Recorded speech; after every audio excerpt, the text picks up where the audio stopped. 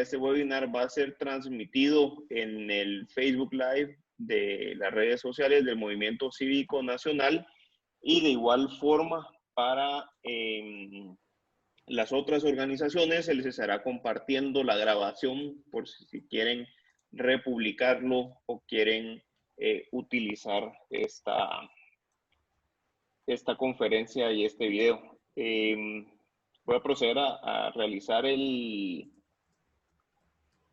Facebook Live y ya arrancamos. Pablo nos va a hacer favor de hacer la moderación. Entonces, esa es la presentación, Pablo, y ya arrancamos con el webinar. Vale, cuando me digas que estemos en directo, procedo a presentar. Listo. ¿Ya? Vale. Hola, buenas noches. Bienvenidos a un nuevo programa de La Libertad en Cuarentena. Esta es su segunda edición. Hoy tenemos el placer de contar con Irune Ariño, subdirectora del Instituto Juan de Mariana, que está desde España. También Guillermo Peña, presidente de la Junta Directiva de la Fundación Eleuteria desde Honduras. José Echeverría, presidente ejecutivo del Movimiento Cívico Nacional desde Guatemala, que además agradecemos por hostear este evento en sus redes sociales. Y Jorge Gómez Arismendi, que se nos unirá en breve, investigador senior de la Fundación para el Progreso de Chile. Bienvenidos todos. Quisiera empezar, si me permitís, quisiendo saber cómo estáis viviendo la libertad de expresión en vuestros países en este momento, tomando en consideración que venimos de países que han aprovechado para ejecutar un estado de alarma y tener ciertos poderes especiales, ¿no? ¿Cómo se vive la libertad de expresión? Quisiera empezar por Guillermo Peña, para que nos cuente el caso de Honduras. Bueno, gracias por la oportunidad de acompañarlos. El tema de libertad de expresión, en realidad creo que hay tanta preocupación en la administración actualmente que aunque se hayan suspendido libertades civiles por este periodo, hay muy poca, digamos, ley mordaza sobre lo que se está diciendo, y más bien esa apertura de hablar ha dado el tiempo para poder meter presión pública, dar seguimiento a temas de corrupción, a temas de gasto innecesario o de sobrevaloración de compras, pero al mismo tiempo esa presión pública que se ha hecho casi que en búsqueda de sangre, por decir, porque creo que lo hemos visto en muchos de los países, que ese enojo, todo el mundo espera una mejor respuesta de sus gobiernos, no importa si sea excelente. Pero esa necesidad ha venido también a elevar a que haya personas o funcionarios o organizaciones que sean juzgados en la plaza pública y no por sistemas judiciales claros, y creo que eso ha venido también a empeorar parcialmente la situación donde el miedo del funcionario público cada vez que sale un escándalo del funcionario público en general se vuelve más grande. Entonces nadie quiere tomar decisiones, nadie quiere meterse a tomar decisión ahora. La sociedad civil está más reacia a participar de ser veedores de eso, y aquí lo puedo decir, nuestra misma organización fue invitada por un hospital regional, el segundo más grande del país, a que participáramos como gestores inicialmente de un fondo del BID, de una donación que le dio el BID a Honduras para unas salas de COVID, y nuestra misma organización dijo que preferíamos mejor no, porque es tanta la presión pública que hay para esto, que al final podíamos arriesgar el trabajo y el nombre de la organización.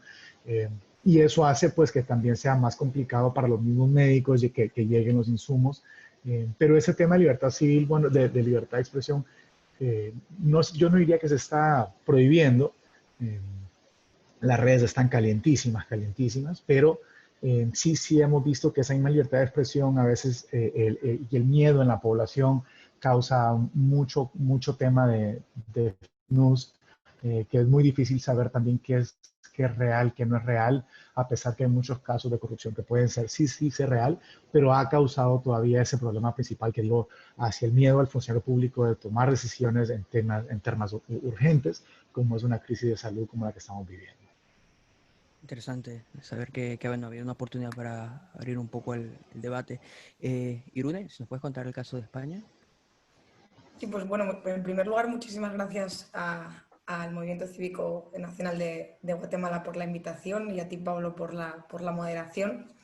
Y yo, básicamente, en cuanto a la libertad de expresión, lo que quería contar un poco es que fijaos que, y yo creo, y vamos a poder más o menos estar todos de acuerdo, que España no es un país particularmente hostil hacia la libertad de expresión, o no lo ha sido, por lo menos evidentemente desde que empezó la democracia. Sin embargo, sí que es verdad, y yo escribía precisamente un artículo sobre eso, justo además en plena pandemia, en Libertad Digital, que yo creo que de un tiempo a esta parte sí que algunas personas estamos empezando, digamos, a plantearnos que quizás esa libertad de expresión empieza a estar un poco en riesgo. Podemos decir que esto igual empieza en 2015 con la aprobación de la Ley de Seguridad Ciudadana, que los que seáis de España, yo creo que todos sabemos de qué ley se trata, la hemos bautizado precisamente con una palabra que comentaba Guillermo en su intervención, como ley mordaza. Y además es una ley que ha recibido críticas, no solo desde la sociedad civil, sino incluso desde el Consejo de Europa, ¿no? Y de hecho, en cierto momento, la comisionada de Derechos Humanos mandó una carta al gobierno español para que revisasen esa ley. ¿Cuál era el problema con esa ley, para no extenderme demasiado? Bueno, pues uno de muchos de los problemas que tiene esa ley, parece que, bueno, que hay ciertas sanciones, ¿no? que son de dudosa legalidad, sobre todo pues, aquellas que hablan de multas a periodistas por grabar la actuación de fuerzas y cuerpos de seguridad del Estado, y además se considera que es una ley que prevé amplia discrecionalidad, ¿no? a la hora a estas fuerzas y cuerpos de seguridad del Estado para sancionar infracciones. De hecho, esta misma ley, y esto no tiene que ver estrictamente con la libertad de expresión, pero es la que se ha usado para sancionar a los ciudadanos que se saltaban el confinamiento obligatorio. Y eso ha sido algo bastante controvertido, porque no quedaba claro que se pudiese usar, digamos, la categoría que se estaba usando para ello.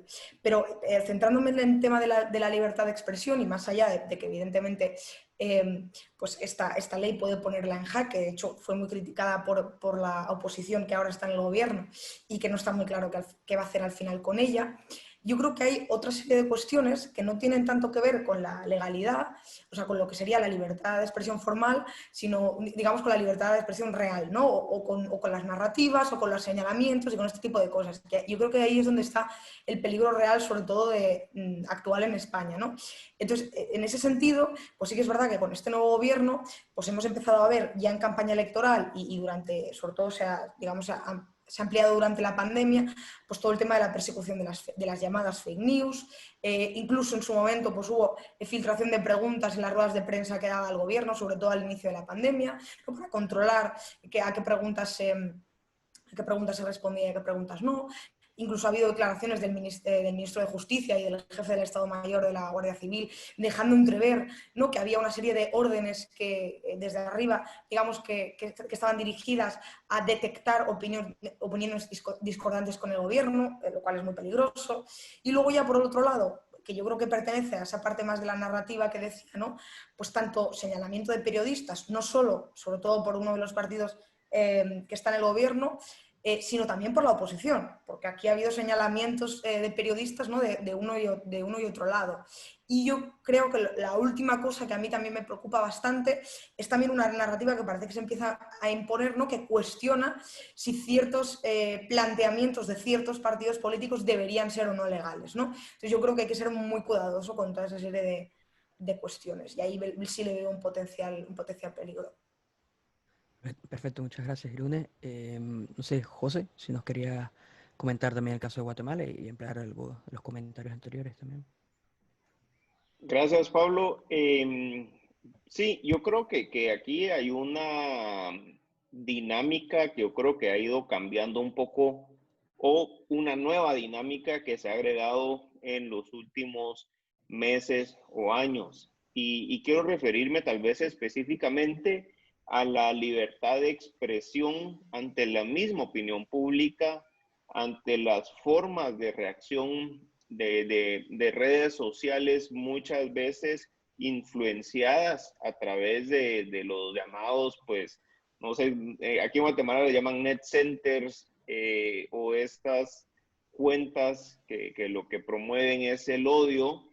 Entonces yo creo que tal vez referirme a ese punto específicamente, en hacer una reflexión ciudadana sobre si el discurso de odio y la intolerancia a la crítica, ya sea a gobierno, ya sean a ciertos diputados, se está viendo censurada por una misma parte de la población o por una población que se está viendo influenciada por estos mecanismos que es como una censura más o menos indirecta, porque muchas veces no es una censura que nazca de una disposición gubernamental, sino pareciera una censura, digamos, indirecta, a veces influenciadas por personas que pudieran estar cercanos a cargos públicos, que la crítica, digamos, en estos momentos de la pandemia del coronavirus, en donde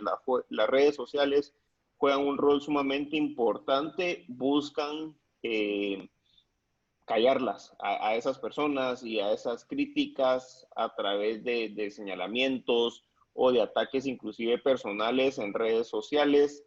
Y yo creo que es un punto interesante a analizar y a profundizar porque parece que es algo un poco más o menos novedoso, esta nueva forma de censura que también se está viendo a través de la poca tolerancia o de esta censura, digamos, cultural o popular e inclusive en las mismas redes sociales. Perfecto, gracias por tu comentario, José. Quisiera aprovechar para preguntarle a Jorge, ¿no? Sobre el caso chileno, y especialmente porque entendemos que además de la crisis actual, pues viene un proceso de con cierta agitación, ¿no? social en torno a otros temas y cómo se ha visto afectado eso también por el momento actual y si eso ha afectado a la libertad de expresión. Hola, un saludo a todos en primer lugar. Bueno, gracias por la invitación.